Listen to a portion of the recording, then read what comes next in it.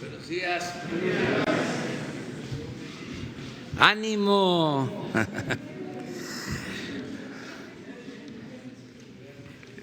Bueno, es viernes y vamos a continuar informando sobre el coronavirus con el criterio de escuchar a los que saben, no politizar este tema y que sean los técnicos, los médicos, los científicos los que nos orienten y manejen toda la política, la acción que se tiene que seguir llevando a cabo, porque no estamos comenzando, para la atención de este virus. Esto es muy importante. Una cosa es la política y otra cosa es la salud pública, porque se cae en mucha desinformación. Opinan, todos se vuelven expertos y desinforman, mienten. Entonces, todos tenemos que ajustarnos a la opinión de los técnicos, de los médicos, de los científicos. Esa es la recomendación que estamos haciendo a toda la población, que nos informemos, que se tenga confianza en los especialistas, que no solo son de lo mejor del mundo en estos temas, sino que son gentes honestas, con ética, incapaces de mentir. Por eso vamos a seguir informando en las mañanas, bueno, hasta hoy, pero eso sí, en la tarde, noche, a las 7, hoy, mañana, el domingo, ¿sí? Lunes, quizá no en la mañana, si hace falta, sí, el lunes en la mañana, cuando sea necesario informar más y aclarar, ¿sí? Y salirle al paso a rumores. Hay politiqueros que hasta hacen ruedas de prensa hablando del coronavirus o videos llenos de falsedades, de mentiras, alteración de información. Ayer que fui a Sonora me encontré en el avión un señor que me mostró: usted está diciendo esto, y fue algo que dije hace como una semana. Sí, lo convirtieron como información de ayer. Una falta de ética, ¿no? De profesionalismo. ¿Quiénes son? Pues los conservadores, los que estaban acostumbrados a robar o vivían del erario,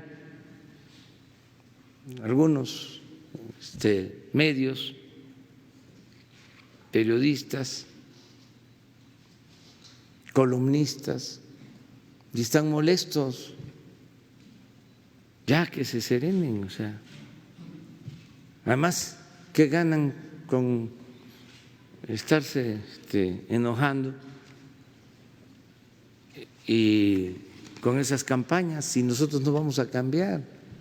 O sea, ya está demostrado que somos muy perseverantes. ¿Ustedes creen que yo voy a dar un paso atrás en el combate a la corrupción? Ni para tomar impulso.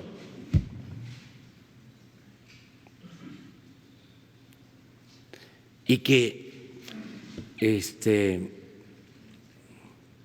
sean menos ridículos, con todo respeto. Vamos entonces a escuchar al doctor López-Gatell.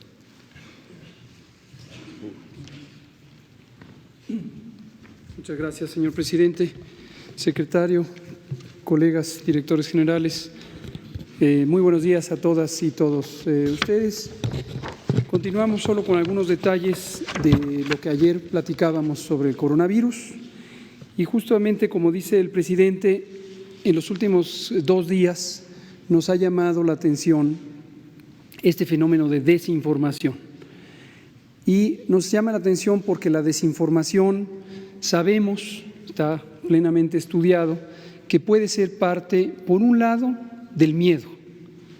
Como dijimos hace unos pocos días que trajimos a la doctora Lorena Rodríguez Bores, especialista en salud pública mental, que explicó cómo el fenómeno de miedo se produce de manera natural en los seres humanos y en la sociedad, pero se empieza a amplificar por contagio, literalmente, no es una metáfora. Literalmente el miedo se contagia y también es un reto de salud pública el lograr mantener la calma sin perder la atención y sin perder la ocupación de responder ante un fenómeno que ciertamente es importante y con el que debemos mantener atención, conocimiento, información clara y responder. La sociedad puede y debe responder para cuidarse a sí mismo cada persona, cuidar a sus cercanos, a su comunidad y a la sociedad en su conjunto. Entonces, volvemos a abrir este comentario con esta idea: de nada sirve el miedo, de nada sirve el pánico, pero es una reacción natural. Entonces, tenemos que bajarle al miedo para situarnos en la realidad, saber que es un fenómeno, una epidemia, que tenemos que estar atentos para hacer las medidas de salud pública, las medidas de prevención y control adecuadas, ni de más ni de menos. Ahora, en este tema del pánico, también lo que notamos en las últimas 2 días, en especial ayer, y es parte de lo que monitorea nuestra unidad de inteligencia epidemiológica, es la propagación de rumores. Y la propagación de rumores es un fenómeno que puede amplificarse por una respuesta social de miedo, pero también puede ser inducido por desinformación dirigida. Y esto lo digo porque a veces es difícil distinguir la legítima preocupación de personas que tienen responsabilidades, por ejemplo, directivos o jefes de instituciones estratégicas, instituciones importantes, por ejemplo, las universidades, las instituciones de educación superior, puede haber un legítimo interés de contribuir a la prevención.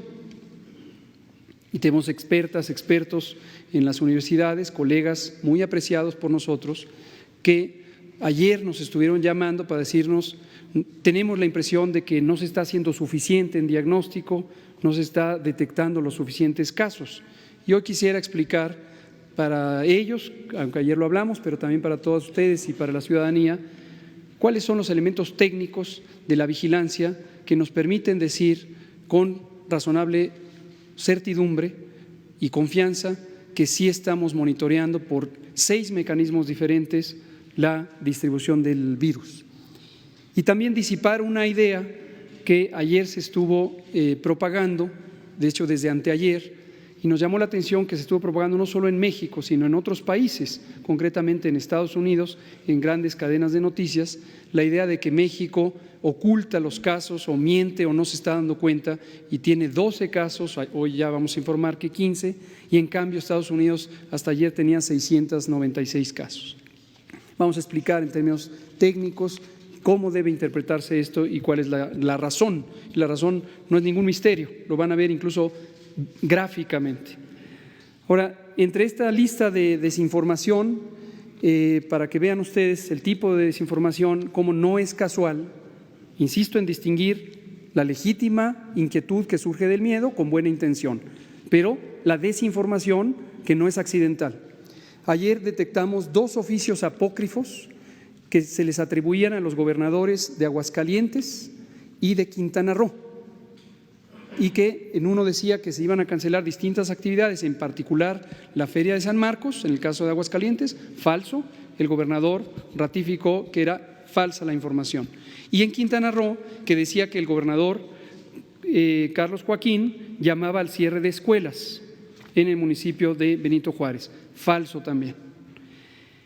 También tuvimos saturación de nuestro servicio de atención telefónica, el número 800, y esto fue derivado de que circuló prolíficamente en las redes sociales una falsa nota atribuida a la Dirección General de Epidemiología que llamaba a las personas a que solamente llamaran al teléfono y esperaran que fuera alguien a tomarles una muestra para diagnóstico. Falso. Esta información, que originalmente la habíamos publicado 2 meses atrás para una situación muy específica de los viajeros que venían de China, cuando eran muy poquitos casos en el mundo, después se distorsionó y se hizo masiva con esta idea falsa de que va a ir personas a tomar muestras a domicilio. Y saturaron nuestra línea telefónica, pero después circularon efectivamente videos, me parece que es un senador, creo que de Nuevo León o algo así, que diciendo cosas que son completamente falsas, absolutamente falsas, horas más tarde, en sus redes sociales, criticaba el hecho de que estaba saturado el número y que no se hacían suficientes pruebas. Es decir, la idea de hacer pruebas, la idea de que no hay una respuesta adecuada y las falsedades. Otra cosa que creo que es desafortunada, esto lo digo con absoluto respeto al poder legislativo, ambas cámaras han hecho sendos pronunciamientos, en el caso de los diputados de manera formal por parte de la Junta de Coordinación Política, en donde exhortan a la Secretaría de Salud y al Consejo de Salubridad General, uno, a declarar el estado de emergencia. Hemos explicado múltiples veces por qué no hay criterios para declarar el estado de emergencia sanitaria, pero además le exhortan o nos exhortan en la Secretaría de Salud a hacer exactamente lo que venimos haciendo desde el 3 de enero. Insisto en expresar mi respeto a los y las legisladores y a este poder de la Unión, pero afortunadamente lo que piden que hagamos, ya se ha venido haciendo. Entonces la respuesta va a ser muy simple, es lo que hemos venido haciendo. Y por último destaco 2 cosas. Una, estas oleadas de miedo también afectan a los altos dirigentes políticos y pueden llevar a una situación no adecuada de cancelaciones anticipadas de eventos. Hemos dicho desde el inicio que en el plan técnico de respuesta tenemos contempladas las posibles posposiciones, reducciones o cancelaciones de eventos, pero no es saludable que eso se haga sin una base técnica, porque entonces empiezan a proliferar las cancelaciones y las repercusiones no son solo las económicas y sociales que derivan de eso, sino que desgastan las intervenciones de salud pública encaminadas al distanciamiento social. Si estas intervenciones se hacen demasiado pronto, lo único que ocurre es que se aplican cuando no sirve y cuando hay que aplicarlas ya hay un desgaste económico y social que hace que no se puedan aplicar. Entonces hacemos un llamado a la calma en ese sentido, reiteramos, insistimos en que tenemos perfectamente identificado el plan técnico de que podría ser útil hacer restricciones de eventos públicos, pero no hay que hacerlo de manera desordenada y sin que esté acoplado a la realidad epidemiológica. Tiene que hacerse cuando es adecuado. Y por eso es importante mantener el orden, la calma, la disciplina institucional y la comunicación. Y lo otro es el contexto internacional. Estados Unidos, como conocemos, hace 48 horas decretó una ampliación de lo que ya había establecido desde febrero, que es la restricción de la entrada de viajeros internacionales provenientes de sitios donde hay transmisión. Originalmente lo hizo a inicio de febrero para el caso de China y hace un par de días lo amplió a los países europeos, excepto el Reino Unido.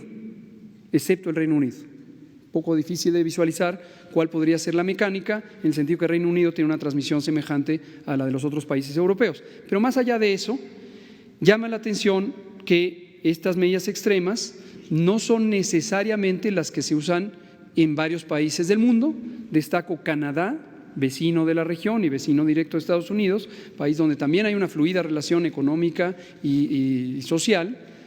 Canadá no está usando este tipo de medidas, como México tampoco está usando este tipo de medidas.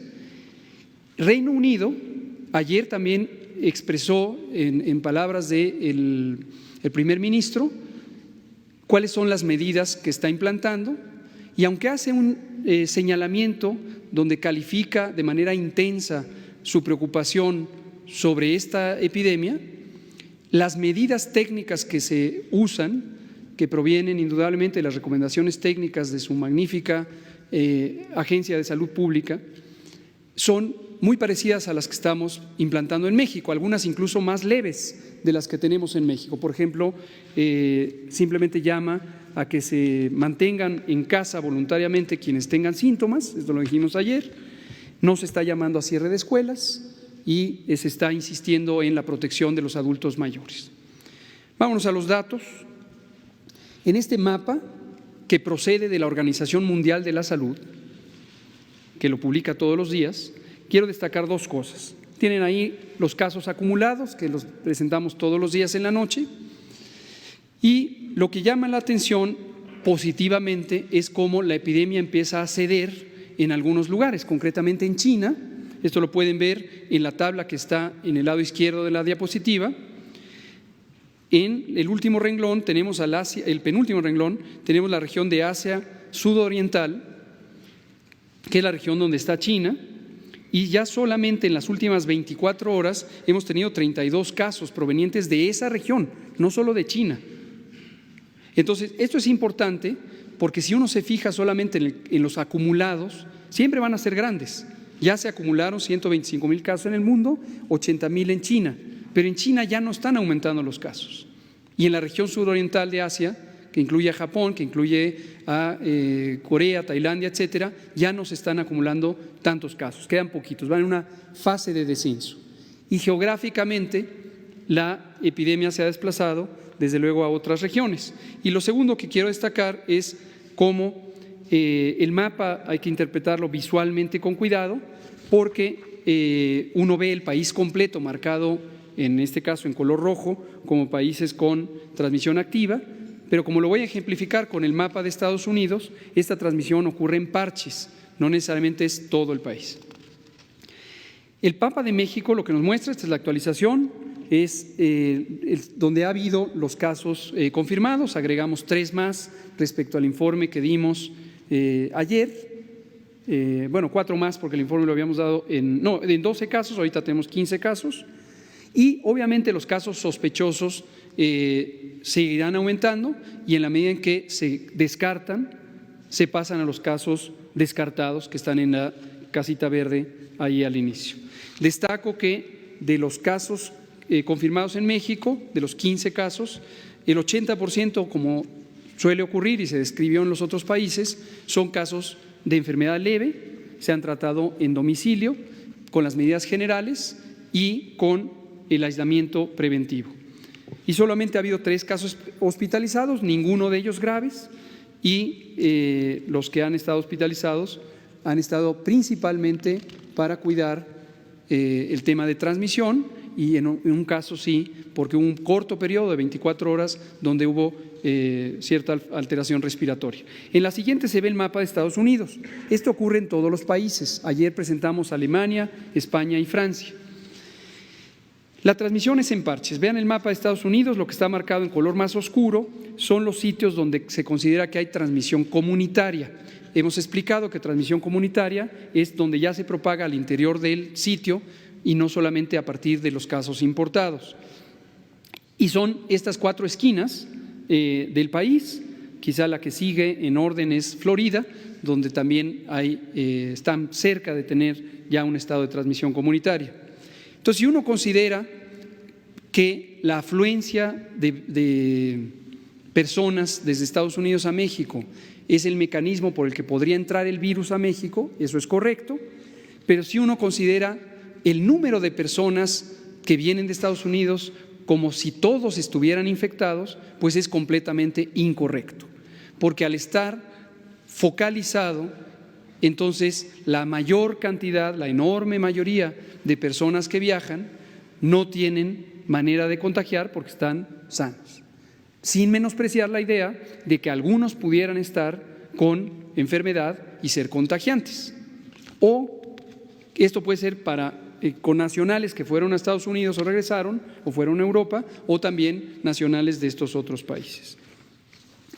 Ahora, en la siguiente imagen, y por eso les digo que es muy fácil de identificarlo, lo que vemos es esta curva epidémica que hemos explicado, es el número de casos que se dan por día. No se alcanza a ver porque las letras son muy pequeñas, pero abajo son los días que se cuentan desde el 25 de enero, en donde Estados Unidos detectó su primer caso. Y de estos 5 países que aparecen en la lámina, Alemania, España, Francia, Estados Unidos y México, Estados Unidos empezó su primer caso detectado el 25 de enero, que corresponde al primer punto. Y por lo tanto se puede ver el tiempo que ha transcurrido antes de que lleguen todos estos países al episodio 2 de transmisión comunitaria. Y vean México al final de la diapositiva.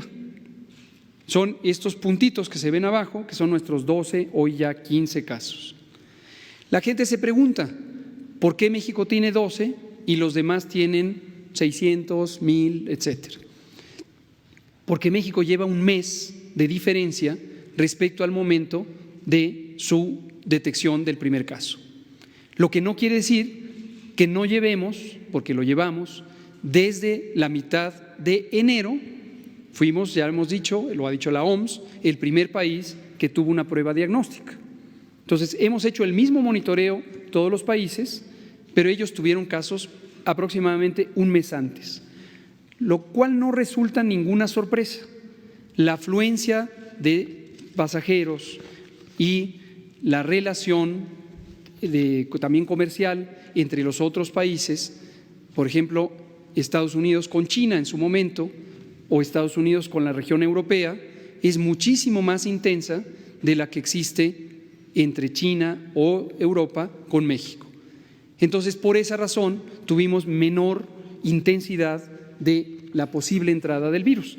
Pero vean ustedes cómo todos esos países, durante todo un mes, tuvieron incluso menos casos que México. Vean a España, que a lo largo de todo ese mes tuvo 2 casos. Y durante todo un mes estuvo con 2 casos. Si en su momento se hubiera pensado lo mismo que se está planteando ahorita para México, deberíamos decir que es sospechoso que España tenga 2 casos a lo largo de todo un mes, o que Alemania tenga 11 casos a lo largo de todo un mes, etcétera. No es sospechoso, así funciona. Y concluyo de esta imagen con la idea que hemos dicho todos los días. Es muy probable que llegaremos al punto en donde en México entremos a un periodo de transmisión comunitaria. También es probable que circulen algunos casos que no hayan sido directamente detectados. Esto tampoco debe preocuparnos, así funcionan las epidemias, ocurrió así en países ya sea que hayan restringido viajes o no, porque estos fenómenos tienen un periodo de incubación poblacional. Esto es muy parecido a lo que pasa cuando nos infectamos individualmente, por ejemplo con el propio coronavirus. Cuando entra el coronavirus a nuestro cuerpo, no podemos detectarlo porque no tenemos síntoma alguno. Y si hiciéramos pruebas en la garganta todos los días, hasta que encontramos el primer día en que hay virus, también pasarían 7 a 14 días antes de que presentemos los síntomas. Y eso médicamente se llama periodo de incubación. En la población pasa lo mismo. Hay un periodo donde no hay manera de encontrar todos los casos existentes o todas las infecciones existentes porque son demasiado pocas. Pero hay un momento en donde ya hay suficientes como para empezar la transmisión. Así funciona y lo que hay que hacer, y así lo hemos hecho, así lo hace Canadá, así lo está haciendo el Reino Unido, así lo hace la gran mayoría de los países, es estar preparados para responder apropiadamente en identificar los casos, diagnosticarlos, aislarlos preventivamente y estudiar a los contactos. Y cuando se pasa a la transmisión, donde ya no son rastreables las cadenas de transmisión, porque son muchos, están también todas las otras medidas de salud pública que hemos comentado. Esta misma noche vamos a explicar algunas de las medidas, como lo hemos hecho antes, pero en este periodo esperable de transición hacia la fase 2.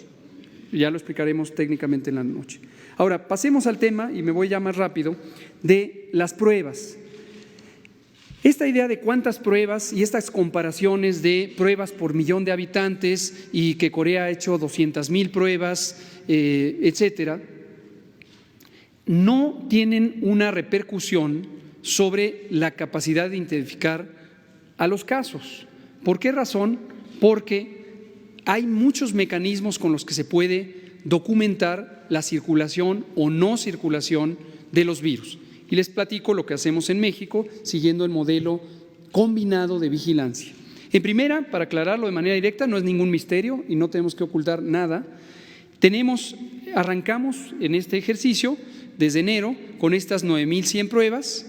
Las 9,100 pruebas están distribuidas en el Laboratorio Nacional, el INDRE, que reservamos 1,500 a nivel central, y todas las demás las desplazamos a los laboratorios estatales de todo el país, 31 laboratorios, el laboratorio de la Ciudad de México, otras 200, y los 6 laboratorios de apoyo que están en Institutos Nacionales de Salud y hospitales de especialidad, también del ISSSTE, también del Seguro Social. Hemos querido descentralizar el diagnóstico desde el inicio. Ahora, lo que se muestra en la gráfica es la cantidad de pruebas que se han hecho o que se han necesitado hacer porque ha habido casos sospechosos a los que se les hace la prueba. Y se ve por estado y vean que todavía hay una reserva importante de pruebas en cada sitio. Y obviamente vienen nuevos insumos que llegarán oportunamente para seguir haciendo tantas pruebas como sea necesario de acuerdo a la fase epidémica de la enfermedad. En la siguiente lo que vemos es el estudio de contactos, es una tabla resumen con los 15 casos que tenemos, su sitio de residencia o el sitio donde se identificaron y el número de contactos que se han estudiado para cada uno de ellos. Entonces aquí ya voy enumerando los 6 mecanismos de vigilancia. El primero es la detección de casos sospechosos y la definición de sospechoso es muy importante porque nos permite lo más oportunamente posible detectar a las personas posiblemente infectadas. La gran mayoría de ellas, 269, se han descartado porque se les ha hecho la prueba y se ha encontrado que no tienen el coronavirus. Y solo 15 se ha encontrado que sí lo tienen. Y luego, segundo método es estudiar los contactos. Y esto lo que nos permite es ver que no se estén propagando el virus. Hago notorio también que de los 253 contactos, solamente uno resultó positivo al coronavirus en uno de los casos, cuando los demás tampoco tenían el contagio. Entonces, eso es una señal positiva de que no hay una propagación. Los otros 4 métodos son este monitoreo de virus que hacemos en el país. Tenemos un panel de 14 virus que son importantes en la enfermedad respiratoria, influenza A y B, metaneumovirus, varios virus, y también el coronavirus. Entonces, a las personas que se vigilan en el sistema de vigilancia de influenza, y estos son unidades monitoras por todo el país, quien no resultó positivo a influenza o los otros virus, también tiene la prueba de coronavirus y se encuentra si lo tiene o no. Hasta el momento, en las rondas semanales que hacemos de esta vigilancia y que empezamos desde enero, no se han encontrado coronavirus circulantes fuera de los casos documentados. Y los 2 últimos métodos son vigilar la ocurrencia de infecciones respiratorias, tanto las que se parecen a coronavirus, porque son un poco más intensas, como las que son comunes. Los catarros comunes se vigilan y hay millones de catarros comunes todos los años. Esta es una vigilancia histórica que existe desde los años 70, pero lo que nos permite ver es en el tiempo si aumentan o disminuyen, y en un momento dado esto lo tenemos hasta el nivel de cada unidad de salud y cada municipio y cada jurisdicción sanitaria y cada estado. Entonces, si hubiera una señal en donde en lugar de haber lo esperado de infecciones respiratorias empezaran a aumentar, es una señal muy temprana que no necesita de la confirmación diagnóstica para decir ahí podría estar emergiendo la transmisión comunitaria de coronavirus. Entonces, son mecanismos combinados que nos hacen eficiente y oportuna la vigilancia. Termino con una cosa muy importante. En esta diapositiva se ilustra algunas, no son todas, de las relaciones que hemos tenido para el propósito de la preparación y la respuesta con organismos tanto privados como sociales. Incluye la Conferencia del Episcopado Mexicano, porque sabemos que todas estas entidades sociales y privadas también son contribuyentes importantes de la respuesta. Básicamente las relaciones que hemos tenido, en algunos son acuerdos para poder difundir información. Por ejemplo, en las iglesias de la Iglesia Católica, desde hace 3 semanas se difunde información y además se ha hecho cierto cambio de prácticas en la ceremonia religiosa para disminuir el riesgo de transmisión en el tema de la homilía y estas cosas. Y con Google, con otras empresas dedicadas a informática, también hemos tenido una colaboración, incluso ofrecida por ellos mismos, para poder privilegiar el acceso a la información creíble, verificable y que se disminuyan los rumores y las falsedades. Con Aeroméxico, desde hace una semana más o menos, ellos han difundido a todos sus clientes información de salud pública, preventiva, que proviene de nuestros propios materiales hechos por el gobierno, por la Secretaría de Salud, y también ellos ofrecieron, y ya lo empezaron a hacer, un tamizaje de síntomas a todos los pasajeros de Aeroméxico que salen. En agradecimiento a esta empresa de aeronáutica, porque eso ayuda también a proteger no solo a los mexicanos y mexicanas, sino al resto de la población mundial. Muchas gracias. ¿De una vez? Preguntas. Usted, colega, usted, Hans, y luego nos vamos con 3 mujeres. Por favor, ahí está usted, la primera. Buenos días, subsecretario. Alberto Rodríguez, de SDP Noticias. Solo para que le quede claro a la población esas comparaciones de las pruebas que se hicieron para el coronavirus. En este mes en que España solo tuvo 2 casos, ¿tienen el dato de cuántas pruebas se hicieron y compararlas con las pruebas que hicieron en ese mes en México? Esa es una pregunta. Y otra, ayer usted dio una información que se puede también prestar a malas interpretaciones. ¿Dio a entender usted de que si una persona que es adulta, pero digamos de mi edad, menor de 60 años, tiene síntomas de coronavirus, no debe acudir a un hospital y darle preferencia a las personas que son mayores de 60 años o aquellas que tienen enfermedades crónicas? Gracias por preguntar ambas cosas. En el caso de España y también los otros países que mostramos y otros que no estamos mostrando, pasan por las mismas fases, por los mismos escenarios. Estos escenarios, por esa razón, la Organización Mundial de la Salud, en su documento técnico del 7 de marzo, los ha presentado para todo el mundo.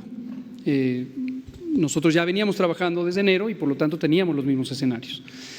Y en esa fase inicial o escenario 1 de importación viral, la vigilancia epidemiológica está encaminada a los casos sospechosos. Donde hay un caso sospechoso, se hacen pruebas, el caso de la persona que tiene la enfermedad se pone en un aislamiento voluntario preventivo para que no contagie desde el momento en que es sospechoso, no hay que esperar a que esté el resultado de la prueba. Y se estudian a los contactos. Entonces la metodología es semejante durante ese periodo. Cuando se cambia de fase o de escenario y se entra al escenario de transmisión comunitaria, los métodos de vigilancia cambian necesariamente porque el fenómeno empieza a ser más y más grande. Hay ya cientos de casos, como hemos dicho, habrá en su momento en México, y esto lo que lleva es a que ya no es útil para la salud pública el estar identificando cada uno de los casos, porque las medidas de prevención y control son colectivas. Ya no son solamente el aislar caso por caso, ya no es posible aislar caso por caso, pero ya lo que se tiene es una recomendación general de autoaislamiento. Es exactamente lo que anunció Reino Unido ayer en voz de su primer ministro, y con la instrucción de quien tenga síntomas, quédese en casa. Esto me lleva a la segunda pregunta, pero ya es una medida colectiva. Lo podemos conseguir, no tengo el dato puntual, pero sabiendo que usaron el mismo método que hemos estado usando en México en el episodio 1, seguramente es algún número pequeño de casos, porque la vigilancia estaba orientada a los casos sospechosos, ¿no? Sobre la segunda cosa, es muy importante. De esta falsedad y distorsión que se hizo del comunicado de nuestra unidad de inteligencia, vamos a aclarar. Sí es correcto que recomendamos que las personas que tengan síntomas respiratorios, síntomas de una infección respiratoria, fiebre, dolor de garganta, tos, estornudos, moqueo, fatiga, dolor de cabeza, si no tienen un antecedente de viaje a los sitios donde hay transmisión activa, si no tienen un conocimiento de que estuvieron en contacto con una persona viajera de esos sitios, que a veces no es la persona mexicana que fue afuera, sino vino el pariente. Si no tienen ese conocimiento y no tienen las condiciones de riesgo para complicarse, mayores de edad, mayores de 60 años, menores de 5 años, mujeres embarazadas o enfermedades crónicas que deprimen el sistema inmune, y eso incluye la enfermedad pulmonar, la enfermedad cardíaca y la diabetes. Si no están en esa situación, mejor que se queden en casa, porque lo más probable es que no se trate de coronavirus, y aun cuando se tratara de coronavirus, lo más probable es que va a ser el 80% de personas que no van a tener complicación alguna. Ahora, quien sí tiene mayor de edad, mayor de 60, menor de 5, mujer embarazada o enfermedades crónicas, tenga la precaución, y destacamos a los adultos mayores, tenga la precaución de tempranamente acudir a las unidades de salud. ¿Por qué es importante esto? Porque así se le da prioridad a quien tiene mayor riesgo, no se obstaculiza la atención de esas personas por otras personas que, aunque obviamente tienen derecho a la atención de la salud, médicamente no es indispensable que sean valorados. Segundo, importantísimo, no contribuyen a la transmisión. Una persona, vamos a decir el ejemplo, una persona que no viajó, no vino un pariente de fuera, tiene síntomas, pero no se percató que se contagió por alguien que no conoce, en la vía pública, en el transporte. Y vamos a suponer que sí tuviera coronavirus, pero no tiene riesgo de complicarse. La enfermedad va a durar 7 días, se va a recuperar y va a quedar inmune. Pero si fuera al hospital o a la unidad de salud, al servicio de urgencias, mientras estaba contagiante, el propio hospital va a ser una fuente de contagios. Entonces, al hacer esta medida de que si no se tiene riesgo de complicaciones, porque no se tienen estas características, entonces la persona contribuye a la salud de toda la población, ¿sí? Pongo el ejemplo específico del INER, nuestro muy querido y respetado Instituto Nacional de Enfermedades Respiratorias. Está en este momento saturándose, sobre todo el servicio de urgencias, no la hospitalización, pero sí el servicio de urgencias. Y esto precisamente revela que la gran mayoría de personas con coronavirus, que ha habido muy pocas, las que hemos documentado, y la enorme mayoría casos sospechosos o ni siquiera casos sospechosos, son en las enfermedades comunes de la temporada invernal, pero se está saturando. Entonces, no todo el mundo tiene que ir al INER, al Instituto Nacional de Enfermedades Respiratorias. Obviamente quien está en los estados le cuesta trabajo venir acá, pero quien vive en la ciudad no tiene que ir al Instituto Nacional de Enfermedades Respiratorias. Puede ir a cualquier unidad de salud donde el personal competente va a identificar si hay riesgo y le dará las recomendaciones, si no hay riesgo de complicación, y le dará las recomendaciones. ¿De acuerdo? Vamos a tener al compañero, a Hans de este lado, y luego tres mujeres. Y luego ya. Gracias, doctor Arturo Páramo, Grupo Imagen, sí. Señor presidente, funcionarios, compañeros. Dos cosas. Ayer hubo varios anuncios de parte de instituciones educativas, sí, y también, como usted comentaba, de las dos cámaras. En esos casos se comenzó ya a restringir actividades presenciales, congregaciones de gente. ¿Esto es adecuado? Entiendo que también eso contribuyó ayer a este clima de alteración de mucha gente. ¿Están sobrereaccionando estas instituciones o es el procedimiento adecuado que se tenía que llevar? Usted ayer comentó que más o menos eran 30 días, ahorita se repitió, 30 días, 40 días, en lo que se aparecería el primer caso de contagio comunitario. Esto cae hacia finales de este mes, ayer lo comentábamos, y no sé si a eso se deba las medidas que están tomando ya de una vez estas instituciones, si hubo alguna instrucción o algún apoyo de ustedes de consulta para que se tomaran esas determinaciones y se comenzara ya con esta restricción de actividades. Muchas gracias por la pregunta, que nos ayuda a ilustrar, no solo para ustedes comunicadoras y comunicadores, sino para la ciudadanía, el equilibrio que tenemos que tener entre no hacer de más y no hacer de menos. Lo voy a poner como metáfora, como ejemplo ilustrativo, algo muy vivencial que todos hemos experimentado como personas, y va a ser una comparación de lo que puede significar la noción de tener cuidado. Todos hemos tenido familiares que cuando nos despedimos en la mañana, en la tarde, en cualquier momento, le decimos: cuídate, ándate con cuidado. Ándate con cuidado, está muy oscuro por la calle que vas a pasar. ¿Qué estamos pensando con eso? Cuídate, que puede haber un problema de seguridad, puede haber un accidente físico, puede haber que choque, etcétera. Pero el cuídate, en ese ejemplo que estoy diciendo, lo que nos lleva es a estar atentos. O sea, lo que recomienda uno cuando le dice al familiar: mi hijo, cuídate por favor, es pues estate atento. Vigila a tu alrededor, cruza por el paso peatonal, si manejas usa el cinturón de seguridad, obviamente no manejes y tomes, no vayas usando el celular mientras vas manejando, pero es una noción general de cuidado, proporcional a la situación. Diferente decir: hijo, cuídate, por favor no salgas, esta es una situación peligrosa, mejor cancela la fiesta a la que vas a ir. No, ¿sabes qué? Imposible, la escuela no tienes que ir ahora porque ayer asaltaron a una persona ahí en la esquina. Son dos nociones. La primera es una precaución razonable, la otra es producto del pánico, producto de la ansiedad, una exagerada acción que interfiere con las actividades normales de la vida. Lo uso como una metáfora, un ejemplo, pero creo que a todos nos es vivencial, todos hemos vivido esto. Veámoslo ahora en el tema de la epidemia. En su momento, cuando haya transmisión comunitaria, va a ser de mucha utilidad restringir la movilidad en espacios de congregación masiva, porque sí se sabe que las congregaciones masivas nos llevan a que haya personas en cercanía suficiente para la transmisión por gotas respiratorias, por lo que hemos explicado.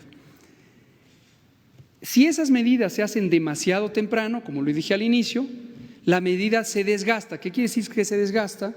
Que no podemos mantener las escuelas cerradas por mucho tiempo, no podemos mantener las actividades comerciales restringidas por mucho tiempo, porque empieza a tener consecuencias negativas. Si lo empezamos desde un momento donde el virus es muy escaso en la población, porque hay muy poquitas personas, incluyendo las que están identificadas, las 15, y las posibles personas que pudieran no estar identificadas y que estuvieran transmitiendo, pero son muy poquitas. Entonces, si restringimos, lo que va a ocurrir es que el efecto de la intervención de no se junten realmente no tiene mucha utilidad. Y en cambio, como ya lo hicimos desde temprano, el sistema educativo, económico, está en una situación de presión porque empieza a tener interrupción de las funciones para las que está hecho, y cuando venga la transmisión comunitaria ya no se puede sostener. porque entonces ya hay riesgo de que se cancele el ciclo escolar o de que haya pérdidas económicas muy lamentables, no solo los grandes dineros, en la comunidad, la señora de la fonda, el carpintero, esas son personas de carne y hueso que son afectadas económicamente sus ingresos, ¿no? Los niños que se quedaran en un momento dado en la escuela, pues ¿qué van a hacer los papás? Mamá y papá no van a poder ir al trabajo, etcétera, ¿no? Entonces, refiriéndome a la pregunta específica, ayer efectivamente el Tecnológico de Monterrey, institución privada, y la Universidad Nacional tomaron dos acciones, son distintas. En el caso del Tecnológico de Monterrey, anticipó la salida, el término del ciclo escolar. En el caso de la Universidad Nacional, consideraron una pequeña anticipación del ciclo escolar, del término del inicio de las vacaciones, pues, y la suspensión de aquellas actividades no críticas, seminarios y eventos culturales, etcétera, que se pueden posponer. Entonces lo que hicieron es pospongámoslo para después. Por cierto, la Suprema Corte de Justicia de la Nación la semana pasada anunció una medida semejante. Tuvimos la ocasión de hablar con el ministro presidente de la Suprema Corte, el ministro Arturo Saldívar, a quien agradezco además su total apertura, confianza en las autoridades sanitarias del Poder Ejecutivo, y lo que externó es: estamos simplemente donde son actividades no esenciales, que son igual actividades de divulgación, seminarios, etcétera, y que podemos hacerlos por otro mecanismo, por videoconferencia, pues si decidimos, mejor los pasamos a videoconferencia. Entonces, en resumen, ¿son medidas posiblemente útiles? Sí. ¿Son indispensables en este momento? No. Si no afectan a la funcionalidad de las instituciones o a la economía o a la sociedad, bueno, que se hagan. Es un cuídate, mijo, y no es un deja de hacer cosas porque algo te va a pasar. ¿De acuerdo? Y respecto a esto mismo, pero también con respecto a lo que inició usted en su exposición, ¿de qué manera las autoridades de salud estarán contrarrestando toda esta desinformación, información de mala fe que se está gestando en las benditas redes sociales? Sí. Porque entiendo que ustedes tienen sus canales de información a través de Facebook, de Twitter, cuentas oficiales en donde dan a conocer la información que aquí se da, pero la potencia que tienen las redes creo que está, bueno, más bien no sé si ustedes consideran si está rebasada por estos rumores que se dan. También la potencia de esta conferencia de prensa sirve de mucho, pero ¿de qué manera se va a contrarrestar a través de esta unidad de inteligencia toda esta desinformación que se ha estado generando en los últimos días? ¿Cómo no? Tenemos varios mecanismos. Uno que anuncio ya desde ahorita, y agradezco aquí al vocero de Presidencia y director general de Comunicación Social, Jesús Ramírez Cuevas, vamos a tener ya un repertorio de spots, de mensajes directos a la sociedad, directos a la comunidad, en audio y en video, y esto nos va a ayudar, porque va a haber información creíble, documentada, que está encaminada a proteger a la población. Agradezco también a Gerardo Villamil, director del sistema de radiodifusión, del sistema público de radiodifusión, que nos va a alojar estos materiales, y también nos ha dado espacio en entrevistas que hacemos los distintos funcionarios en este sistema público de radiodifusión. Incluye también las estaciones de radio, por ejemplo, de instituciones públicas como Radio Educación, etcétera. Entonces, lo que vamos a hacer es un poco más activos en posicionar los mensajes. Otro mecanismo es cuando vemos que hay una comunidad con una preocupación legítima, como es este ejemplo que pongo de la Universidad Nacional Autónoma de México. El doctor Samuel Ponce de León, director del Programa Universitario de Investigación en Salud, coordina un grupo interno de la universidad, un cuerpo asesor sobre el tema. Él es un experto en infectología y en epidemiología, y entonces tuvimos ayer en la noche un diálogo sobre sus preocupaciones. Le dije, estas preocupaciones técnicas son las mismas que nosotros tenemos, estamos ocupados en ello. Estas otras, y le dije, mira, esto viene de una campaña de desinformación por esto y esto, otro. Entonces también hay un asunto de vinculación. La última, que pedimos su ayuda y apelamos a la ética informativa que obviamente ustedes tienen como reporteros, pero por extensión pedimos la ética informativa de los que deciden las políticas editoriales de los distintos medios privados. Es de extraordinaria ayuda cuando hay una actitud generosa de responsabilidad. Y aquí quiero reconocer de manera pública a dos medios. Uno es Reforma, el periódico Reforma. Tuvimos una conversación con el editor en jefe, con Roberto Zamarripa, y lo que dijimos es, punto y aparte, hay temas controversiales, con temas políticos, ustedes tienen su línea editorial, nosotros somos el gobierno, tenemos lo que tenemos. Y lo respaldamos y estamos convencidos de lo que hacemos. Pero sabemos que es un tema que puede ser político. Pero coronavirus no es un tema político. Y el propio Reforma dijo, vamos a tratar no políticamente, sino técnicamente un tema técnico. Lo mismo pasó con Grupo Fórmula, el grupo de radiodifusión, también en una conversación muy amigable, ofrecieron dar los espacios informativos apropiados y mantener una línea técnica de esto. Apelamos, insisto, a que la actuación sea de responsabilidad, que sea de un compromiso con el país y no con intereses peculiares políticos, económicos, nacionales o internacionales, que lo único que hacen, si se politiza esto, si se contamina esto, si se erosiona la credibilidad de los mensajes, es que se genera pánico y nos va a hacer daño a todas las personas que estamos, no solo en este país, sino en el mundo. Ese es el tamaño de la responsabilidad. Pero confiamos en que ustedes como reporteras y reporteros, pero también sus directores editoriales tomarán la decisión más sensata. Por favor, iban mujeres ahora. Usted, por favor, y allá, por favor. 3 mujeres, por favor. Usted, sí. Buenos días, Shaila Rosagel, corresponsal de Grupo Gili, El Imparcial de Sonora, La Crónica de Mexicali y Frontera de Tijuana. Ahorita dijo algo interesante, doctor, que en California, en Estados Unidos, ya hay transmisión comunitaria. Yo le quiero preguntar si se van a tomar algunas medidas especiales en el estado de Baja California, de nuestro lado, en las ciudades de Tijuana, Mexicali, pues por este siempre hay mucho intercambio, ¿no?, de personas en la frontera, entonces que van y vienen, algunos que trabajan, otros de compras, si va a haber algo especial en Baja California. Y también preguntarle, ayer que acompañamos al presidente a su gira Sonora, me tocó ver ahí en el aeropuerto algunas personas haciendo compras, pues digamos de pánico en las farmacias de vitamina C, porque en sus estados ya se agotaron, es lo que comentaban, si esto sirve de algo para evitar la propagación, si nos podría dar este mensaje. Y bueno, tengo una pregunta para el presidente sobre el tema de energía, no sé si se la puedo hacer ahorita o después. ¿De una vez? Sí, bueno, pero terminamos el tema. Sí, ok.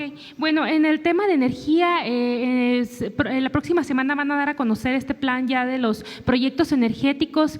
¿Qué tanto se están considerando los proyectos en materia de energías renovables como energía fotovoltaica, solar, energía eólica? Y pues, ¿qué es lo que le han pedido los empresarios de este sector de energías renovables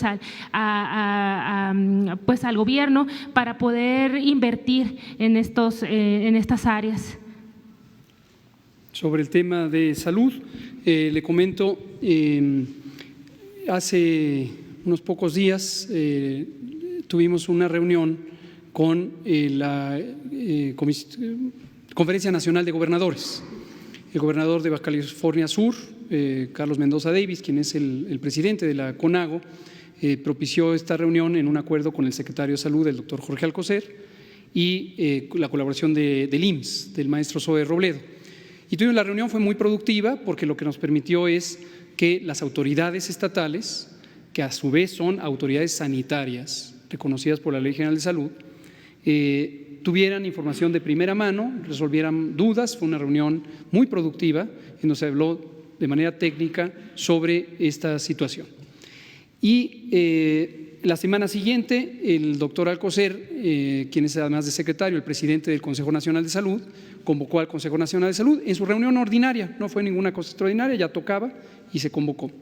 Y entonces hemos estado con estas conversaciones con los 32 estados de la República a través de sus gobernadores y gobernadoras y también de sus secretarias y secretarios de salud. Y esto nos ha permitido precisamente armonizar, tener una respuesta ordenada, una respuesta fundamentada técnica y científicamente, y en aquellas situaciones donde pudiera haber mayor intensidad del flujo de pasajeros, de personas que vienen de otros lados, en especial donde hay transmisión comunitaria, como es el caso de California, del estado de Washington o de Nueva York, para el caso de Estados Unidos, o de Europa para otras latitudes. Esto incluye, por ejemplo, Quintana Roo, con su aeropuerto internacional, incluye sus puertos marítimos, y en el caso de Baja California Norte, y lo mismo, los puertos marítimos, el de Ensenada es un puerto muy grande, y también la frontera en Tijuana. Aquí es importante visualizar que hoy el flujo posible de coronavirus vendría del norte al sur, no del sur al norte. Es decir, en un momento, si fuera técnicamente necesario considerar mecanismos de restricción o de intensificación de la vigilancia, tendríamos que considerar no que México va a llevarle el virus a Estados Unidos, podría ser que Estados Unidos se lo traiga a México. Y en el caso específico de Baja California, en la zona norte, tanto Mexicali como Tijuana, y en especial Tijuana, sí, ya desde el inicio, el propio gobierno, en acuerdo con nosotros, el gobierno estatal, ha tenido una vigilancia un tanto más activa, que básicamente consiste en los mecanismos de divulgación de información. Es una información muy práctica y es un estándar también técnico internacional. Es lo que históricamente han hecho los Centros de Control de Enfermedades de Estados Unidos cuando hay una epidemia en cualquier parte del mundo, y ponen estos avisos de viajeros que dan instrucciones sobre a qué elementos hay que estar atentos.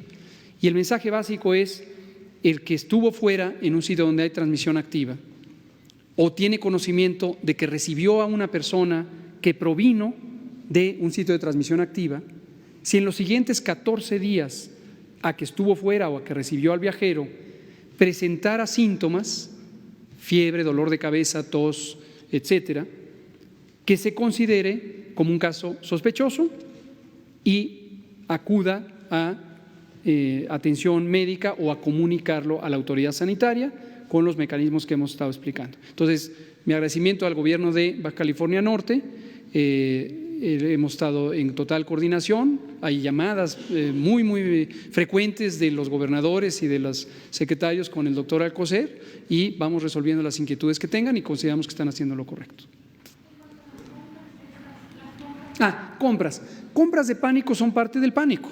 Es decir, cuando hay un acúmulo desmedido de materiales, ya sea comida, ya sea vitaminas u otros medicamentos, por ejemplo para la fiebre, cubrebocas, ya lo hemos dicho muchas veces, su inutilidad como medida preventiva, no convienen. Uno, porque muchas de estas compras, además de estar empujadas por el miedo, están empujadas por la especulación comercial. El que fabrica cubrebocas quiere hacer su agosto con los cubrebocas. El que fabrica desinfectantes quiere hacer su agosto con los desinfectantes. Al inicio de la epidemia, cuando tuvimos el caso que estuvo temporalmente en Sinaloa, hubo compras de pánico de desinfectantes. Entonces, aquí lo que les pedimos es: ayúdenos a divulgar la información de mitos y de realidades. Ayer lo presentamos. ¿Qué sirve? ¿Qué no sirve? Concretamente, la vitamina C, el ácido ascórbico, es un producto que comúnmente se asocia con la idea de que protege de las infecciones respiratorias. Es una protección bastante indirecta. La vitamina C tiene un papel en los mecanismos de funcionamiento del sistema inmune. Es una cofactor, se llama médicamente, es una sustancia que ayuda a que funcione bien el sistema inmune. Y en general, si uno está bien alimentado, si uno come frutas y verduras ricas en vitamina C, su sistema inmune va a estar facilitado, pero no quiere decir que es una vacuna, no quiere decir que es una protección, no quiere decir que de manera específica reduce el riesgo. Entonces, comprar pastillas de vitaminas, y en específico vitamina C, no contribuye sustancialmente a protegerse. Alimentarse sanamente, preferir productos naturales y no comida chatarra, productos que tienen una diversidad nutrimental y no exceso de calorías, exceso de grasas, exceso de sal, exceso de azúcares añadidos, es mejor los productos naturales en general. Ninguna vitamina es indispensable para esto. Ahora, hidratarse sí. Todas y todos debemos beber 2 litros de agua simple al día, al menos. Donde hace calor se puede beber más. Mejor si no son botellas de PET porque contaminan, ¿no? Puede ser un material de reuso. Y hay que mantenernos hidratados. 2 litros al día, 8 vasos al día. A eso nos va a ayudar a todos. Pero tampoco es una vacuna ni una protección específica. Colega. Como le digo, desde el inicio, Baja California ha tenido, no le llamemos medidas especiales porque no son específicas, pero anticipó una vigilancia más intensa de sus vuelos internacionales y también en la parte de la frontera común México-Estados Unidos. Hoy en la tarde precisamente anunciaremos en esta transición entre el episodio 1 y el episodio 2 cómo vamos a empezar a incrementar algunas de las medidas y la frontera norte definitivamente va a ser uno de los de atención especial. Subsecretario, por favor. Buenos días. Rocío Jardines, Teleurban y W Radio. Preguntarle, se ha hablado también de la posibilidad de cancelar ya algunos conciertos, incluso en redes sociales se ha dicho que ya se han enviado correos para avisar a quienes están en eventos de Occesa, como Ricky Martin y demás, que se van a cancelar. Quiero saber si usted sabe algo, si ha tenido pláticas con estas empresas, también con las aerolíneas, que han anunciado también ya bajo de costos, etcétera. Y también preguntarle, uno de los rumores que también se difunden en redes sociales es que los deportivos, que los gimnasios son puntos de riesgo alto. Quiero saber su opinión al respecto.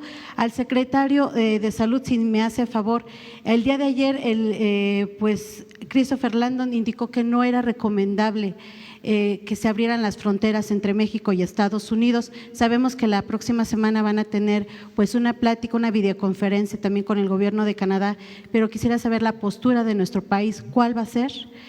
También pues ayer se hablaba de esta sana distancia que debe de existir desde las conferencias de prensa, desde la mañanera, desde la conferencia que tenemos en las noches. Quiero preguntarle, presidente, si han pensado modificar de alguna forma ya estas conferencias mañaneras, si las van a hacer en línea o si realmente nos van a enviar hacia la parte de atrás como ayer decían las autoridades. Gracias. Le contesto lo que a mí me preguntó. Los eventos masivos, y volvemos a lo que hemos estado conversando ahorita. Hay en esta situación, el contexto, en la situación de esta epidemia, 2 elementos a cuidar, hay muchos, y los cuidamos todos, incluyendo la salud mental, incluyendo el bienestar general, etcétera. Pero en este asunto de los espacios públicos, el uso de los espacios públicos para eventos masivos, conciertos, ferias, etcétera, hay 2 cosas, al menos, hay muchas consideraciones, pero 2 importantes a considerar. Una es el uso de salud pública de la cancelación o posposición de los eventos masivos, por las razones ya comentadas. Tener en cuenta que no es la única medida. Entonces, existen varios otros elementos que se pueden usar incluso en los eventos masivos. Ayer di el ejemplo con el Festival de Cine en Guadalajara. Entonces, si la concentración masiva es relativamente pequeña, es posible tener desinfectantes en los puntos de entrada, un filtro básico que se ejecuta muy rápido y nos permite discriminar quién puede o no tener síntomas y hacer mensajes de divulgación en el propio evento. Se ha estado hablando de divulgación. Entonces, en los propios eventos masivos está el concierto y después de la primera canción se pone un mensaje y luego después de la tercera canción se pone otro mensaje y eso ayuda. Pues espero que el público no se aburra y que no se pierda el entusiasmo por la música. Entonces, esa es la visión de salud pública. Eso nos llevaría potencialmente a cuidar que las medidas no se hagan demasiado temprano, porque ya expliqué, y que sí se hagan cuando son importantes de hacerse. Luego está la parte económica. Hacer un evento masivo tiene su costo. porque hay contratos de por medio de toda la clase de servicios que se ponen ahí, hay viajes internacionales y por lo tanto son boletos de avión, hay hoteles, hay seguros, etcétera.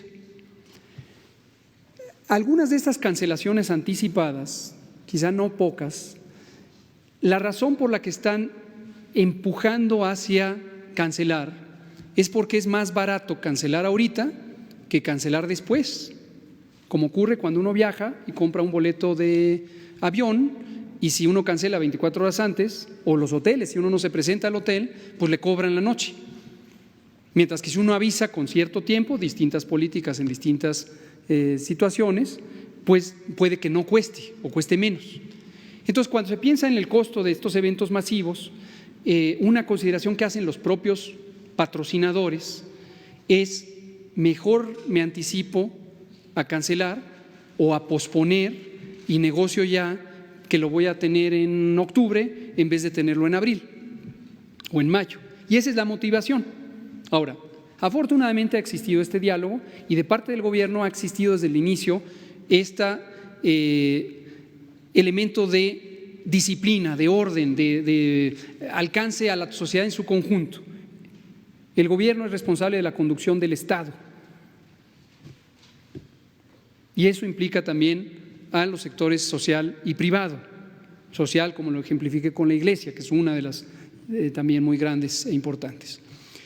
Entonces, en OCESA concretamente, mañana vamos a tener una reunión extensa con OCESA, bueno, no sé qué tan extensa, pero para tratar de manera detallada. Hay festivales como el Vive Latino de esta misma semana, que ya dije que no es indispensable en este momento hacer cancelaciones, y dos, si se cancelara en este momento tendría una repercusión económica importante. No solo para la compañía que va a tener ganancias, sino para toda la economía también un poco social que está en torno al evento.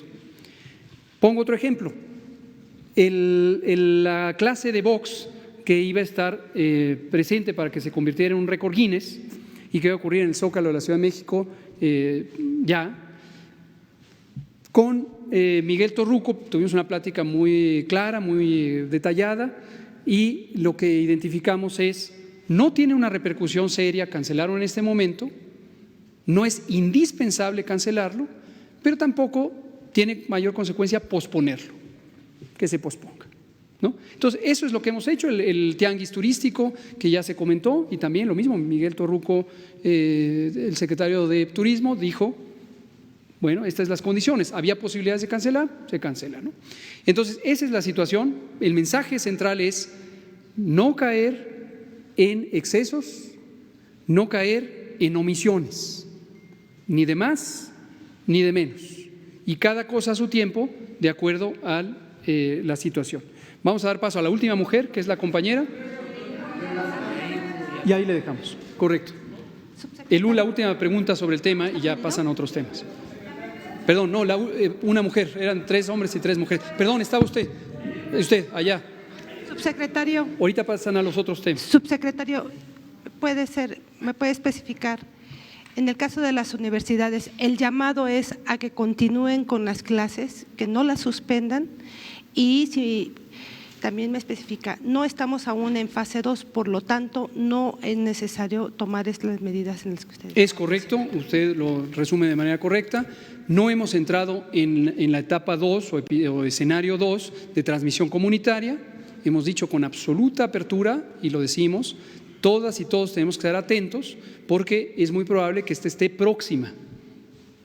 Así lo hemos dicho desde el principio. Originalmente, si se comporta México como se comportan los demás países, suele pasar un mes entre la detección del primer caso y el inicio de la etapa de transmisión comunitaria, sin que sea obviamente predecible el día específico que suba.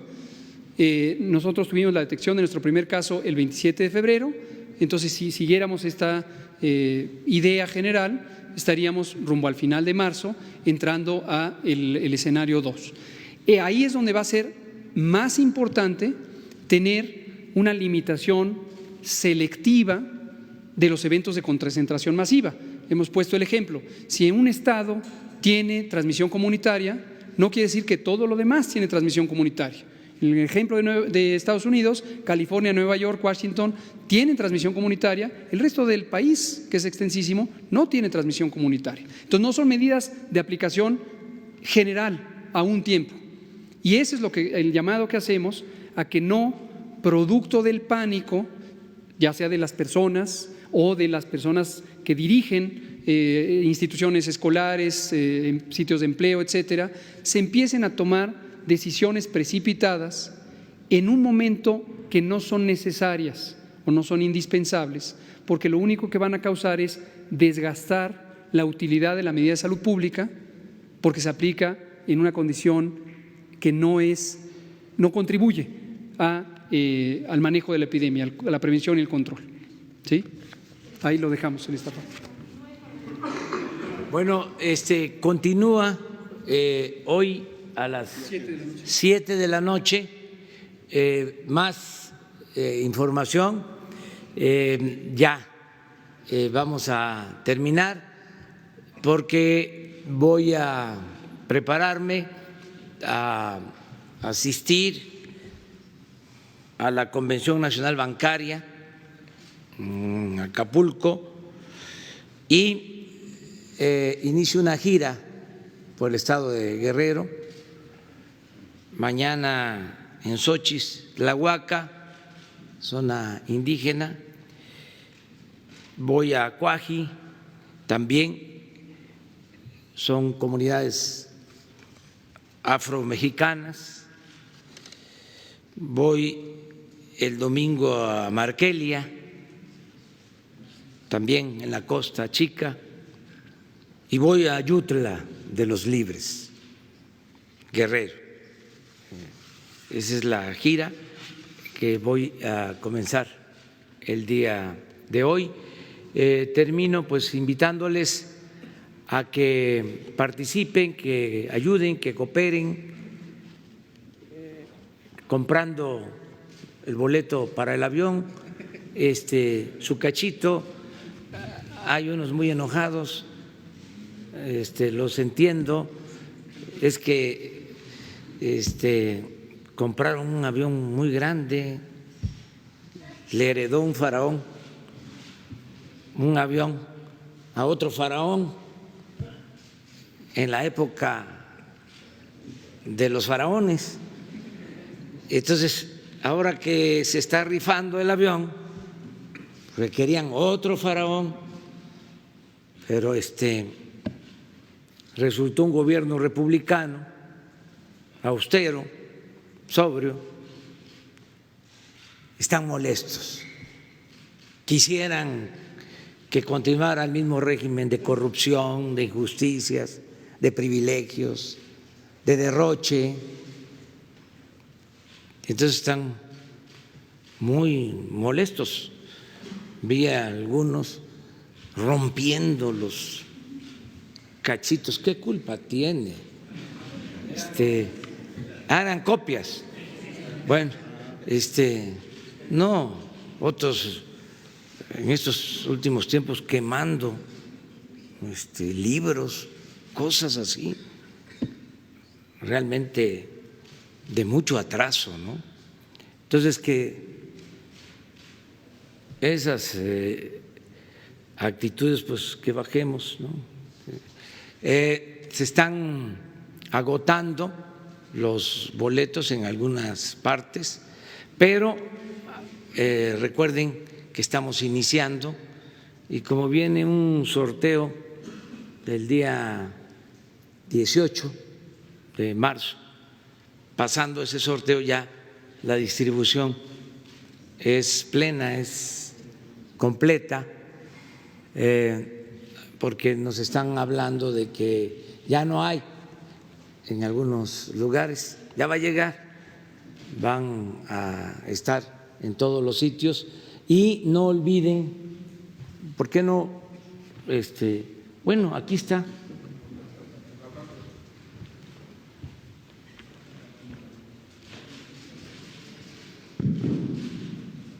Para que no se enojen tanto. No, está bien esto, nada más. No votaron los del PAN para que se elevara a rango constitucional la pensión a los adultos mayores, la pensión a niñas, niños con discapacidad. No votaron en favor de las becas para estudiantes de familias pobres, no votaron para que la salud sea gratuita, la atención médica, los medicamentos, y tampoco quieren cooperar en la rifa. Miren, ¿para qué es la rifa? Es una cooperación para equipos médicos y hospitales donde se atiende de manera gratuita a la gente pobre. Llamo a todos los mexicanos a ayudar. Son 2.500 millones de pesos, equivalente al valor del avión, 100 premios de 20 millones. Ayer que llegué a Sonora me dio también mucho gusto de que me regalaron otro número y se lo compré para regalárselo. Entonces, no es para que me regalen a mí los números, porque yo voy a entregar, si me saco un premio, voy a entregar ese apoyo para becas para estudiantes de familias de escasos recursos económicos. Entonces, que sigamos ayudando y que ya no nos enojemos tanto. Amor y paz, serenidad, tranquilidad, fraternidad. Ahora que estaba yo escuchando a Hugo de que en el rito de la Iglesia Católica, ¿no?, seguramente ya no se da la paz abrazándose, la paz esté con nosotros, así se dice. Pues aunque no haya el abrazo, ¿sí?, o se dé la mano, en la mente que se diga perdonemos, no odiemos, amémonos, llevemos a la práctica el amor al prójimo. ¿Para qué abrazarnos si puede haber algún problema? O la mano, la mente, eso es más importante, internalizar ese pensamiento de amor y de fraternidad. Bueno, nos vemos mañana, perdón, el lunes.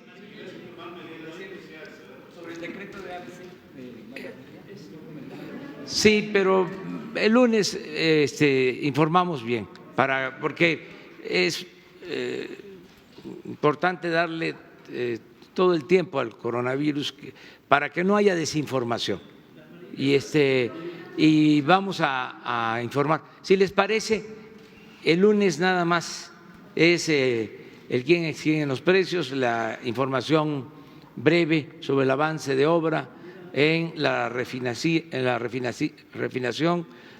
refinería, en el aeropuerto, y preguntas y respuestas. Yo me quedo con ustedes todo el tiempo. Sí, sí. Hablamos el lunes. Yo sé que hay muchas cosas, pero vamos a seguirnos encontrando. Les decía que hoy voy a la comisión, a la convención bancaria, y voy a una gira y voy a estar hablando todo el tiempo. Y el lunes aquí temprano, hoy a las 7 de la noche, de nuevo, lo de coronavirus. Entonces, aquí nos vemos. Muchas gracias.